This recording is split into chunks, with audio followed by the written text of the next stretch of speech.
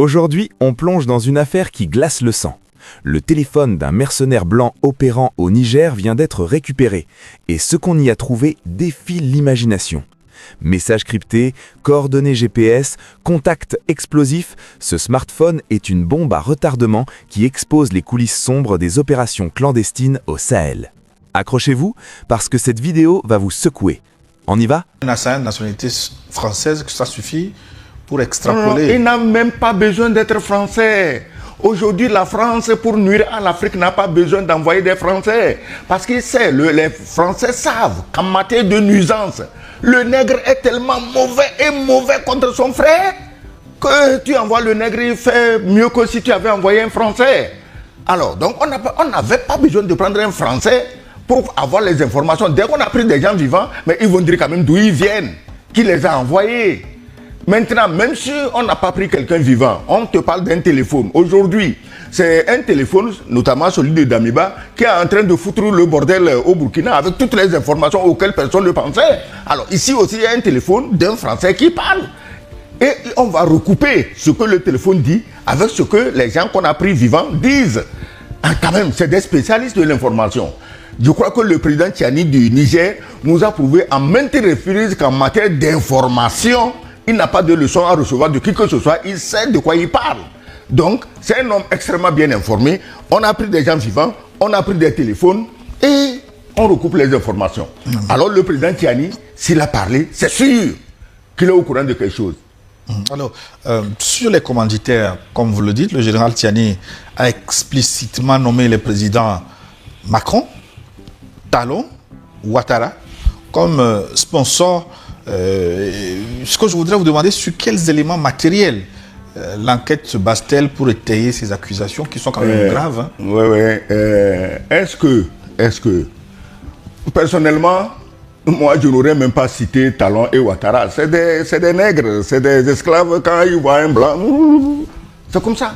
C'est Talon, c'est Macron. Macron a noyé la France. Il a réduit la France et les Français à la misère. Il a pris le fleuron de l'industrie française pour donner à ses amis américains. Et il croyait en faisant ça, je l'ai déjà dit ici, venir chez les nègres, ramasser directement, gratuitement les richesses pour aller s'empiffrer là-bas. Non, ça n'a pas marché comme ça. Les nègres disent désormais nos biens, c'est nos biens. Alors, pourquoi ne pas le citer? Est-ce que Macron se cache? Maintenant, les gens s'offusquent qu'on ait cité nommément 2 chefs d'État de la sous-région. Mais attendez, c'est pas devant l'actualité aussi brûlante soit-elle, on ne peut pas perdre la mémoire. Le général Tiani n'a pas perdu la mémoire. Les Nigériens n'ont pas perdu la mémoire. Les Ivoiriens, les Togolais, les Ghanéens, les Béninois, même les Nigériens là-bas, nous sommes dans la région, nous sommes concernés, on n'a pas perdu la mémoire. Parce que Tiani n'a pas oublié et il n'oubliera pas que le Bénin, notamment le président du Bénin, en son temps avait dit, on va attaquer, on a utilisé tout, on a épuisé toutes les voies de recours, on va aller attaquer. On lui a promis l'attaque. Est-ce qu'on est sorti un jour pour dire que nous avons renoncé à notre envie d'attaquer? Non.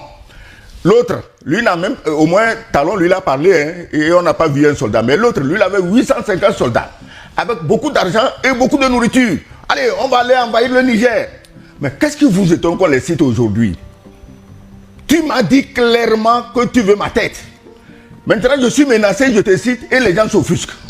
Talon a dit depuis qu'il a mis la balle à terre et renoncé à ce projet. Oui. Talon. Tu sais, ce qui est dangereux dans cette affaire, est-ce que Talon lui-même contrôle maintenant son territoire? Si les terroristes quittent son pays pour aller attaquer le Niger, est-ce qu'il est sûr qu'il est au courant? C'est là-bas que nous devons faire attention. Mais quand on lui dit qu'il y a les terroristes chez toi, il dit non, il n'y a personne. Donc, s'il n'y a personne, ça veut dire que ce qu'ils viennent faire, c'était des éléments. Tu aurais dû dire, écoutez, le pays, le Nord, c'est une zone très vaste, c'est une zone boisée, c'est une réserve de faune. Ben écoutez, si les gens se cachent là-bas, donc mettons-nous ensemble, recherchons-les. Alors, on va permettre à Lani Sossou de rattraper son retard en temps d'antenne. Lani, alors que les groupes terroristes sont actifs dans la zone, pourquoi le discours officiel privilégie la thèse du mercenariat téléguidé? Deux points à relever. Ce qui est quand même assez extraordinaire, c'est que les présidents des 3 chefs d'État de l'AES n'ont de cesse d'accuser toujours les mêmes pays, les mêmes présidents. il y a quand même un sous-entendu derrière. Parce que lorsque Ibrahim Traoré accuse toujours la Côte d'Ivoire ou bien le Bénin de servir de base arrière à la déstabilisation de son pays, le Burkina Faso, c'est qu'il y a quand même anguille sous roche. Ce sont des chefs d'État, ce sont des gens qui ont des services de renseignement. Et n'oublions pas que depuis que ces États ont signé des alliances avec la Russie, ils sont devenus, la Russie les a aidés à avoir des appareils d'écoute sophistiqués pour intercepter des conversations. Et ils ont des renseignements militaires aussi, que la Russie les aide à avoir des renseignements militaires. Donc si Ibrahim Traoré accuse le Bénin souvent, il accuse la Côte d'Ivoire souvent de servir de base arrière, ce n'est pas anodin.